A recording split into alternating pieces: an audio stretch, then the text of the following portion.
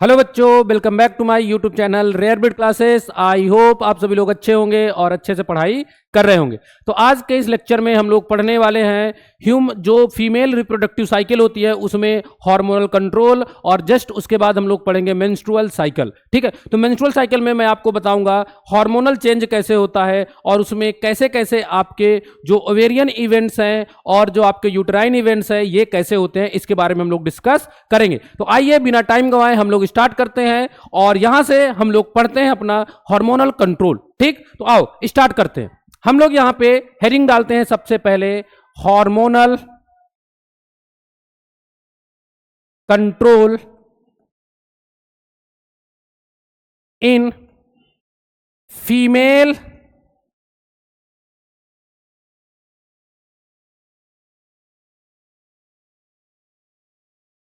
Reproductive cycle. ठीक, हम लोग यहां पे बात कर रहे हैं फीमेल रिप्रोडक्टिव साइकिल की। ठीक, फीमेल रिप्रोडक्टिव साइकिल। देखो, फीमेल रिप्रोडक्टिव साइकिल में जो हार्मोनल कंट्रोल होता है वो कैसे होता है, आप यहां पे ध्यान से देखो। सबसे पहले master of the master gland जो होती है, जिसका नाम है यहां पे हाइपोथैलेमस।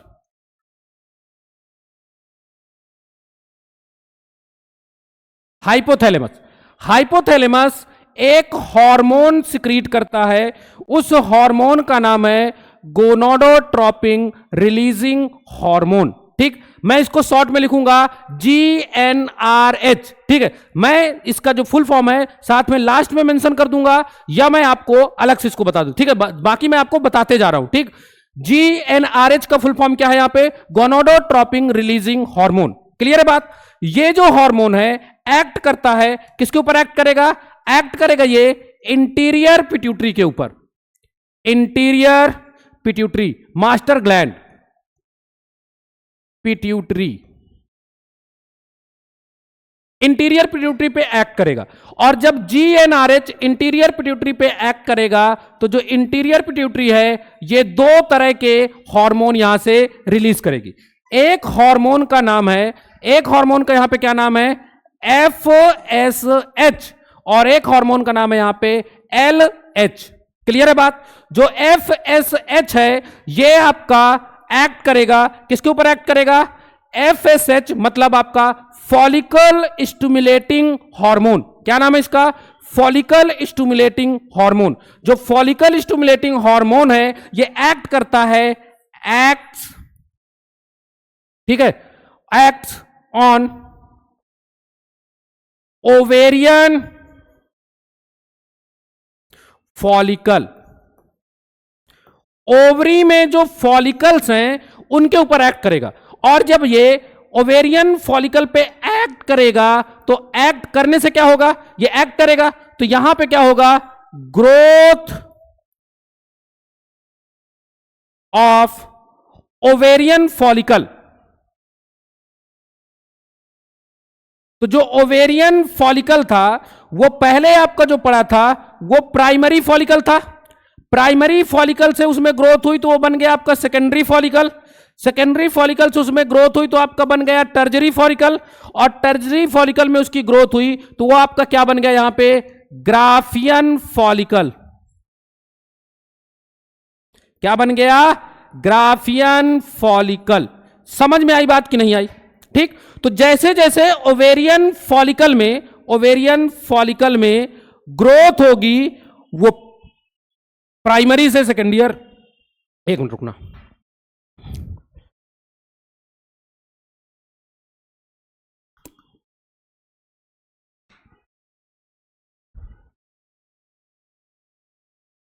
देखो FSH फॉलिकुलर, जो फॉलिकल स्टिमुलेटिंग हार्मोन है एक्ट करेगा ओवेरियन फॉलिकल में।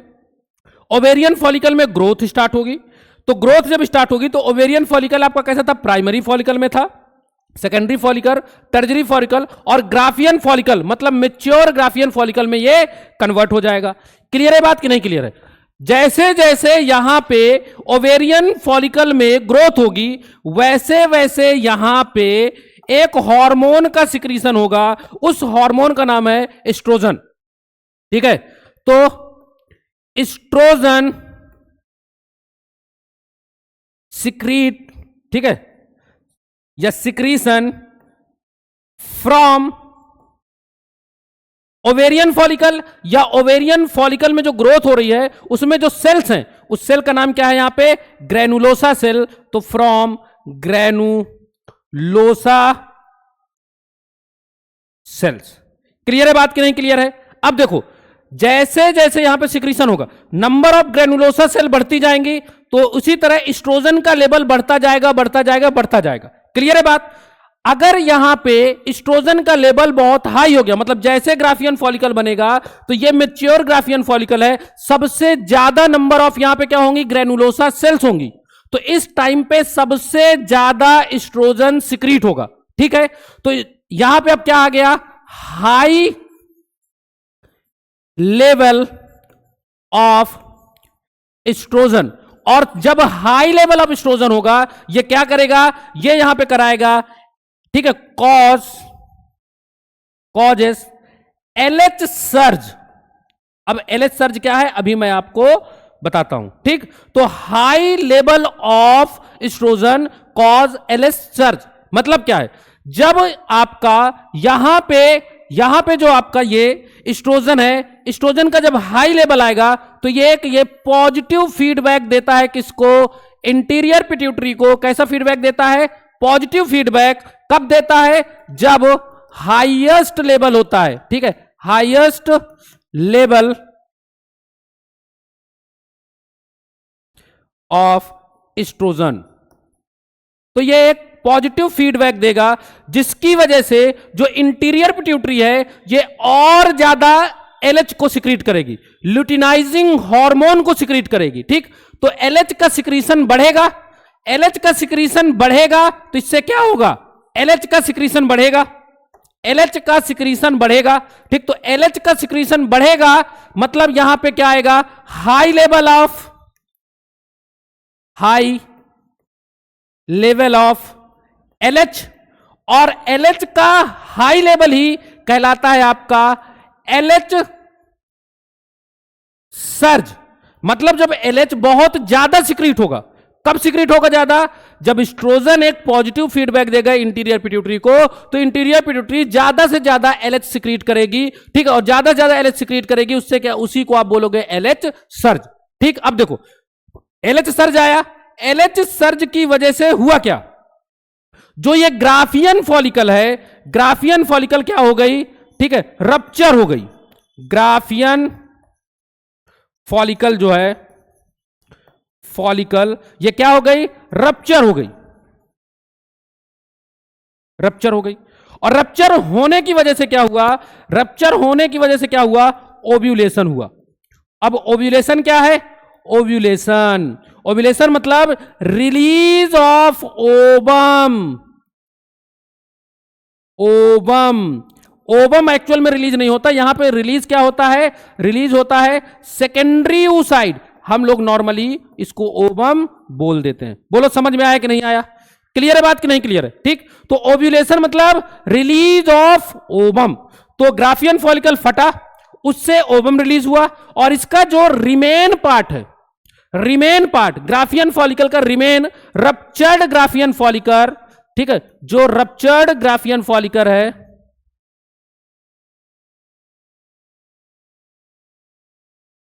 ग्राफियन फॉलिकल, ठीक है, ये किसमें कन्वर्ट हो गई, फॉलिकल, ये बन गई आपकी कॉर्पस ल्यूटियम।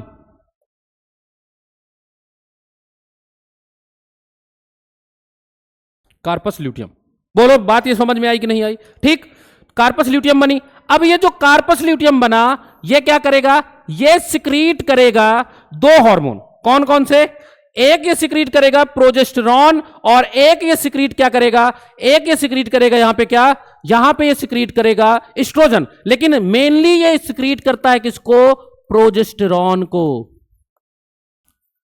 बोलो इतनी बात समझ में आई कि नहीं आई? इतनी बात आपको क्लियर है या नहीं क्लियर है, बताओ। ठीक है, इतना समझ में आया ना? अब देखो थोड़ा सा आप ध्यान देना, एस्ट्रोजन का सिक्रीशन हुआ ग्रेनुलोसा सेल से, हाईएस्ट लेवल ऑफ एस्ट्रोजन ने फीडबैक दिया, एक पॉजिटिव फीडबैक इंटीरियर पिट्यूटरी को, तो यहां पे एलएच सर्ज आया। क्लियर बात, लेकिन इसी टाइम पे मैं आपसे बोलूं, जो ये आपका एस्ट्रोजन है, इसका एक काम और होता है। ये क्या करेगा? जो एस्ट्रोजन है ये यहां पे रिपेयर करेगा, repair and thickening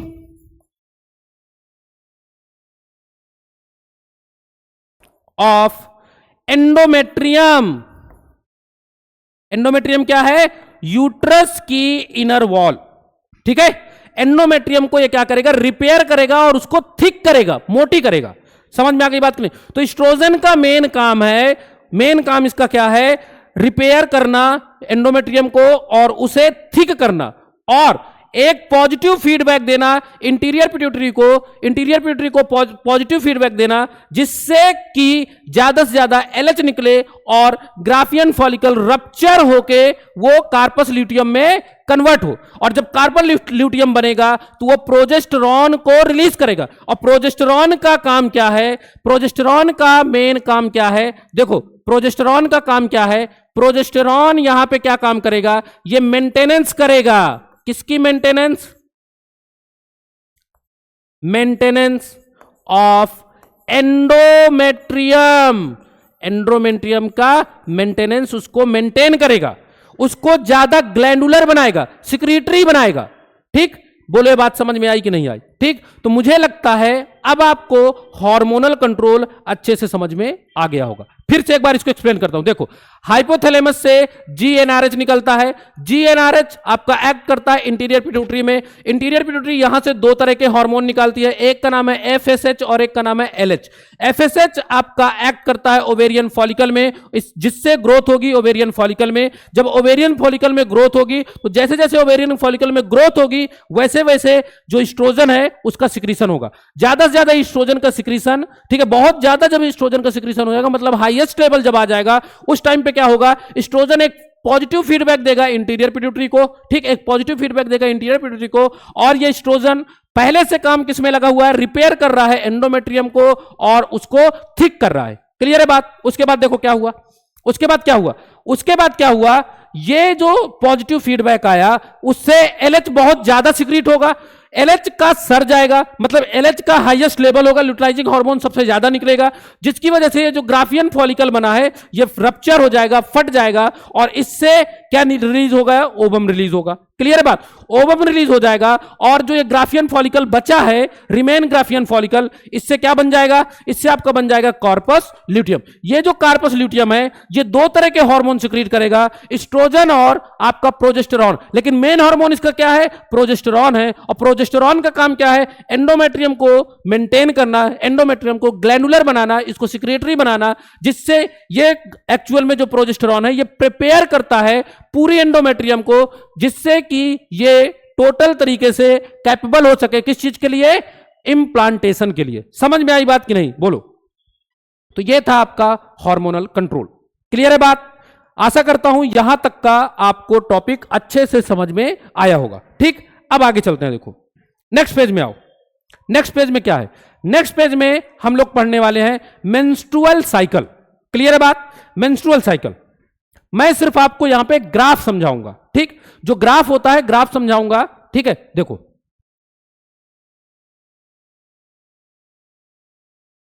menstrual cycle, इसी को आप बोलते हो रिप्रोडक्टिव साइकिल। क्या बोलते हो इसको? आप बोलते हो रिप्रोडक्टिव साइकिल। ठीक है, क्लियर है बात? आप इसको क्या बोलते हो? Reproductive cycle. ठीक, आओ देखते हैं इसे। मेंस्ट्रुअल साइकिल, जो फीमेल होती है, फीमेल में एक रिप्रोडक्टिव साइकिल चलता है, जो कॉमनली, ठीक है, नॉर्मली जो होता है वो 28 to 29 डेज का होता है। क्लियर है बात?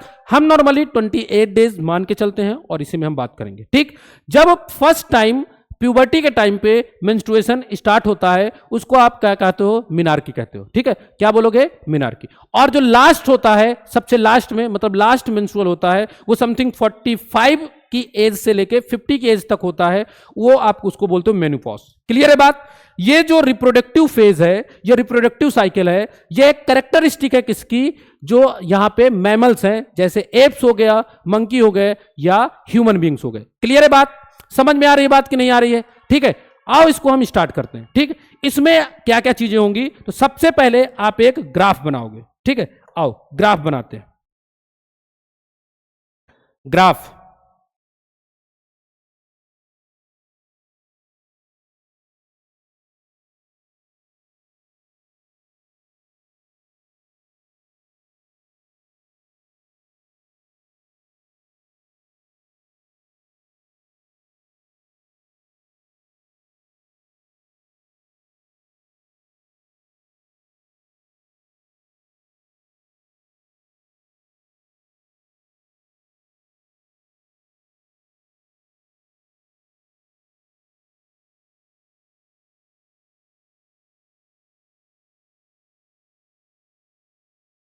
देखो इसको एकदम आराम से हमको समझना है। मेंस्ट्रुअल साइकिल में क्या होता है, मेंस्ट्रुअल साइकिल में आपको यह समझना है कि यहां पे एक्चुअल में एक साथ दो जगह चेंजेस होते हैं। ठीक, एक चेंजेस होता है यूट्रस में, फीमेल यूट्रस में, और एक चेंजेस होता है ओवरी में। जो ओवरी है वहां पे भी कुछ चेंजेस होंगे और यूट्रस में भी चेंजेस होंगे। देखो तो हम यहां पे क्या लिखेंगे, यहां पे आपको समझना है सबसे पहले मैं नीचे सबसे पहले लिखूंगा यहां पे जो यूट्रस में चेंजेस हो रहे हैं। ठीक है, तो मैं यहां पे लिखूंगा, ठीक है, यूटराइन इवेंट्स।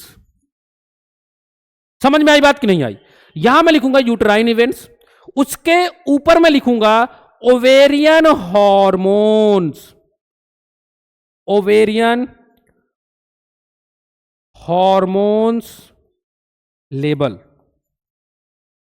क्लियर है बात? उसके ऊपर मैं लिखूंगा, ठीक है, यहां पे, ठीक है, ओवेरियन फॉलिकल, जो ओवेरियन इवेंट्स होंगे ना, यहां पे मैं लिखूंगा ओवेरियन इवेंट्स। क्लियर है बात? ओवेरियन इवेंट्स के ऊपर मैं क्या लिखूंगा, इंटीरियर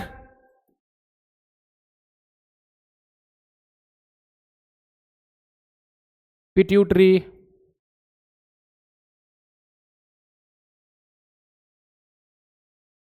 हॉर्मोन्स लेवल्स। समझ में आई बात कि नहीं आई? क्लियर है बात? तो देखो अब आपको यहां पे समझना है, इसको आप डे 1 बोलोगे, ये बीच में है आपको इसको क्या बोलोगे, 14th डे बोलोगे, और ये आपका लास्ट में क्या है, 28 डे। 28 डे के बाद आपकी यहां से न्यू साइकिल स्टार्ट होगी। क्लियर है बात? अब देखो स्टार्टिंग में मैं आपका स्टार्ट करता हूं यहां से। देखो जो यूट्रीन वॉल है ये धीरे धीरे टूटना स्टार्ट हुई, ठीक, टूटना, और ये समथिंग 5th डेज पे यूट्रीन वॉल टूट गई। ठीक, कैसे हुई, क्या हुई, अभी सब कुछ समझ में आ जाएगा। ठीक, 5th। तो जो मेंस्ट्रुअल साइकिल है वो मेनली 1 to 5 डेज, कुछ फीमेल्स में ये 2 डेज की होती है, कुछ में 3 डेज की, कुछ में 5 डेज की, कुछ में 7 डेज की। हम नॉर्मली लेके चलते हैं 3 to 5 डेज। क्लियर है बात? 3 to 5 डेज। इस टाइम पे मेंस्ट्रुएशन हुआ, ठीक है, ब्लीडिंग हुई, मेंस्ट्रुअल फ्लो आया, इसलिए इसको हम क्या बोलते हैं, मेंस्ट्रुअल फेज। इसको आप क्या बोलोगे, मेंस्ट्रुअल फेज।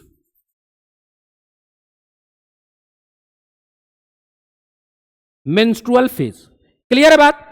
Menstrual phase. ये बात आपको समझ में आई कि नहीं आई, बताओ जल्दी। ये बात आपको क्लियर है या नहीं क्लियर है? अब देखो यहां पे मैंने लिखा ओवेरियन हार्मोन।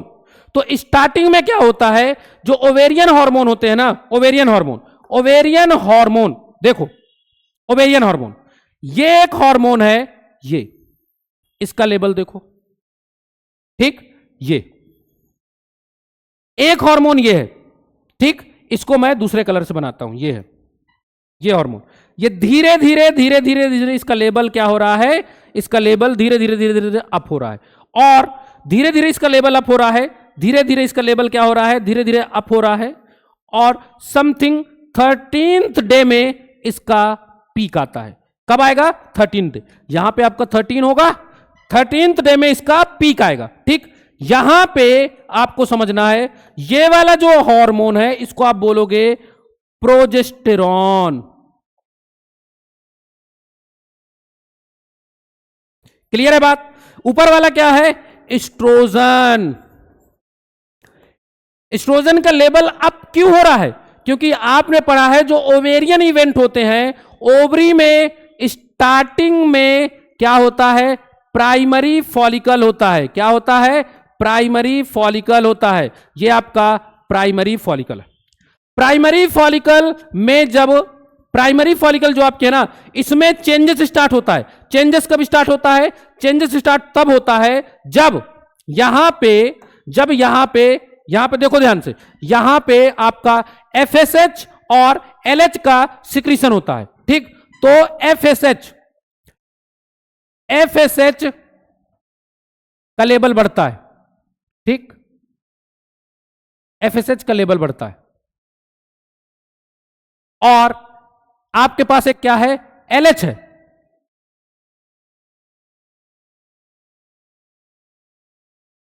LH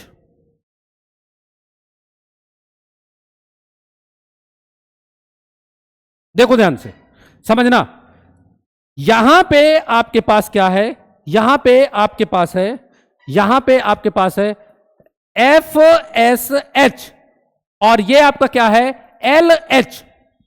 जैसे जैसे FSH हार्मोन आया, जो ओवेरियन फॉलिकल है ये आपका कन्वर्ट होना स्टार्ट हुआ। किसमें? ये आपका कन्वर्ट होना स्टार्ट हुआ।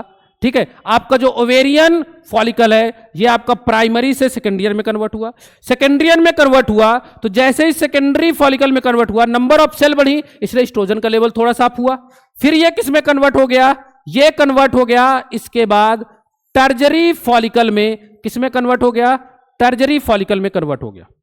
ये आपका टर्जरी फॉलिकल है। ठीक, उसके बाद ये कन्वर्ट किस में हुआ? ये अब कन्वर्ट हो गया, ये कन्वर्ट हो गया किसमें? ये कन्वर्ट हो गया पूरा एंट्रम इसमें बन गया और ये आपका बन गया, इसको आपने क्या बोला? Graafian follicle. Graafian follicle, clear है बात? और मैंने आपको बताया है जब ग्राफियन फॉलिकल बनता है उसी समय एस्ट्रोजन का हाईएस्ट लेवल होता है और हाईएस्ट लेवल ऑफ एस्ट्रोजन क्या करेगा? इंटीरियर पिट्यूटरी को एक मैसेज देगा, पॉजिटिव मैसेज देगा, जिससे LH बहुत सारा निकलेगा और LH सर्ज आएगा। LH सर्ज, इसको आप बोलोगे LH सर्ज। और LH सर्ज जैसे ही हुआ वैसे क्या हुआ? ग्राफियन फॉलिकल फट गया। ग्राफियन फॉलिकल फट गया और फटने से क्या बन गया? फटने से एक येलोविश बॉडी बन गई। कैसी बॉडी बन गई? येलोविश बॉडी बन गई। उस येलोविश बॉडी का क्या नाम है? उस येलोविश बॉडी का नाम है यहां पे कॉर्पस ल्यूटियम।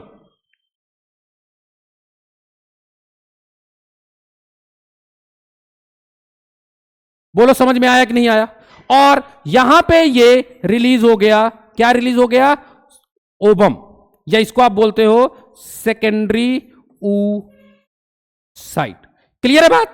जैसे ही कार्पस ल्यूटियम आपका बना, कार्पस ल्यूटियम बना, धीरे धीरे प्रोजेस्टेरॉन का लेवल अब क्या होगा? लेवल अप होगा और प्रोजेस्टेरॉन का पीक आएगा और उसके बाद ये नीचे गया। ठीक, नीचे क्यों गया ये भी बताता हूं। मैंने आपको बताया ये जो कार्पस ल्यूटियम है ये साथ में एस्ट्रोजन भी निकालता है, तो एस्ट्रोजन का भी पीक आएगा लेकिन उतना पीक नहीं आएगा। समझ में आई बात कि नहीं आई? क्लियर है कि नहीं क्लियर? बोलो जल्दी, क्लियर है बात? ठीक, तो ये आपका एस्ट्रोजन का पीक था, ये आपका प्रोजेस्टेरॉन का पीक है। ये आपका क्या है?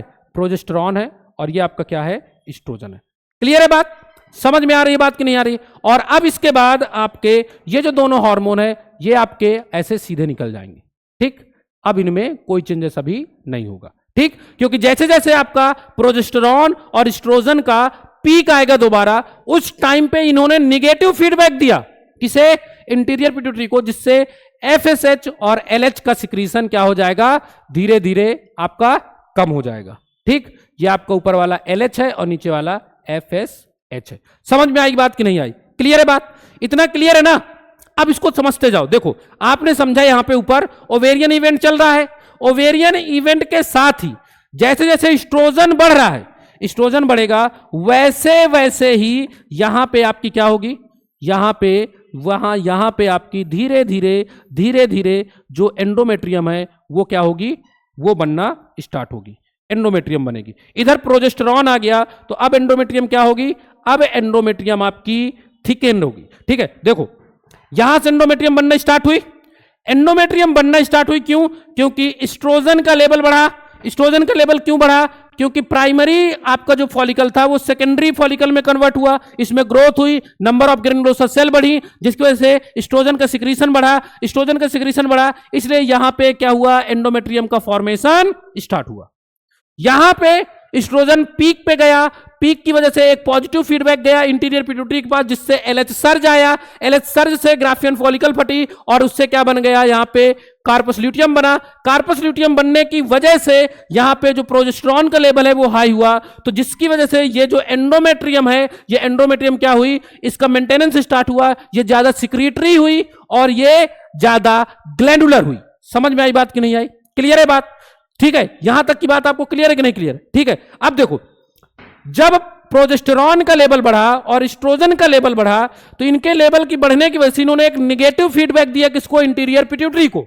तो इंटीरियर पिट्यूटरी ने आपका एफएसएच और एलएच दोनों का लेवल क्या कर दिया, धीरे धीरे कम कर दिया। लेवल कम किया, इसकी वजह से ये जो कार्पस ल्यूटियम है, ये कार्पस ल्यूटियम जो है ये धीरे धीरे क्या हो गई, डीजनरेट हो गई। और ये जब डीजनरेट हुई तो ये जो प्रोजेस्टेरॉन और एस्ट्रोजन का लेवल है ये डाउन हुआ, और डाउन होने की वजह से क्या हुआ, इसके बाद फिर से न्यू साइकिल बिगिन हुई और फिर से कार्पस ल्यूटियम क्या होने लगी, ब्रेक होने लगी। समझ में आया बात कि नहीं आया? बताओ, क्लियर है बात? अब देखो इनके फेज लिख लेते हैं। ठीक, यहां से आप देख रहे हो यहां तक, यहां तक, ठीक है, 13th डे का तक, ठीक है, उसके बाद ये 14th डे है। इस टाइम पे क्या हो रहा है, ऊपर आप देख रहे हो फॉलिक्यूलर डेवलपमेंट हो रहा है, तो आप लिख दो यहां पे फॉलिक्यूलर फेज। ऊपर ओवरी में फेज। इसी टाइम पे आप क्या देख रहे हो, यहां पे एंडोमेट्रियम भी बन रही है, तो इसको आप क्या बोल दोगे यहां पे, इसे आप बोल दोगे यहां पे, ठीक है, प्रोलिफेरेटिव फेज। ठीक है, ये वाला जो डे है, ये 14th डे है, इसको आप क्या बोलोगे, ओव्यूलेटरी फेज।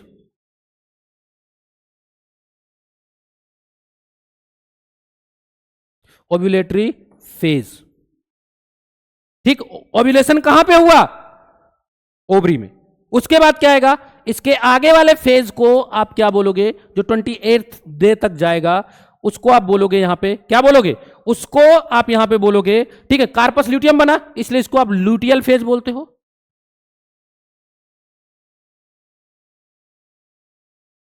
Luteal phase. और ये जो एंडोमेट्रियम है ये बहुत ही ज्यादा ग्लैंडुलर हुई, इसलिए इसको आप क्या बोलते हो, सिक्रीटरी फेज बोलते हो।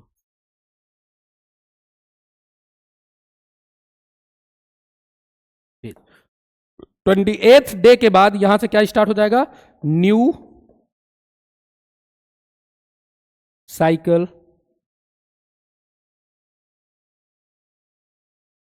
बिगिंस।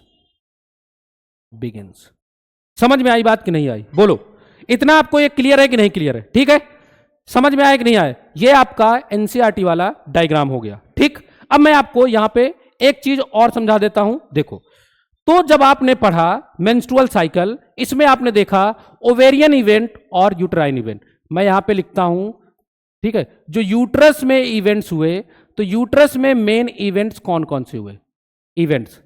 पहला यूट्रस में इवेंट क्या हुआ, जो एंडोमेट्रियम है वो ब्रेक हुई, तो उसको आपने बोला क्या, मेंस्ट्रुअल फेज बोला। ये क्यों हुआ, ठीक है, एस्ट्रोजन और प्रोजेस्टेरॉन का लेवल कम हुआ, जो एंडोमेट्रियम को मेंटेन कर रहे थे, तो अब एंडोमेट्रियम को मेंटेन करने वाला कोई है नहीं, इसलिए वो ब्रेक हो गई। ठीक, तो मेंस्ट्रुअल फेज आया। दूसरा स्टार्ट हुआ, ठीक है, एंडोमेट्रियम बनना स्टार्ट हुई, ठीक है, तो प्रोलिफेरेटिव फेज। ये क्यों स्टार्ट हुई, एस्ट्रोजन का लेवल बढ़ना स्टार्ट हुआ, एस्ट्रोजन बढ़ने लगा, एस्ट्रोजन का लेवल बढ़ेगा, इसलिए प्रोलिफरेटिव फेज उसको बोला, एंडोमेट्रियम बनना स्टार्ट हुई। Third secretary phase. क्यों, प्रोजेस्टेरॉन का लेवल बढ़ा, क्योंकि कार्पस ल्यूटियम बन गया था, तो प्रोजेस्टेरॉन का लेवल बढ़ा, इसकी वजह से जो एंडोमेट्रियम है वो ज्यादा ग्लैंडुलर हो गई और एकदम अपने आप को वो एकदम कैपेबल हो गई इंप्लांटेशन के लिए। ठीक, उसको आपने बोला सिक्रेटरी फेज। अब इधर बात करते हैं हम लोग किसका, ओवेरियन इवेंट्स। इसमें आपके कौन कौन से हैं, पहला ओवेरियन इवेंट में सबसे पहला क्या हुआ, फॉलिक्यूलर डेवलपमेंट।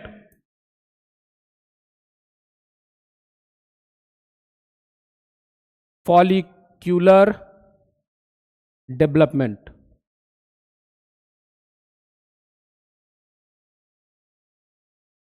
मतलब इसको आप बोलते हो फॉलिक्यूलर फेज, फॉलिक्यूलर फेज। ठीक है। दूसरा जो है वो क्या हुआ, जैसे फॉलिक्यूलर फेज खत्म होगा ग्राफियन फॉलिकल बनेगा, और अब ग्राफियन फॉलिकल रप्चर होगा, उसको आप बोलोगे यहां पे क्या, ओव्यूलेशन।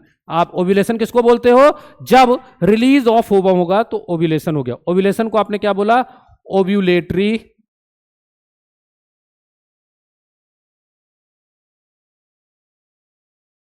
फेज। और उसके बाद क्या हुआ, थर्ड, थर्ड में आप लिखोगे क्या, थर्ड में आपका आएगा लूटियल फेज। कार्पस ल्यूटियम बना तो उसको बोला लूटियल फेज।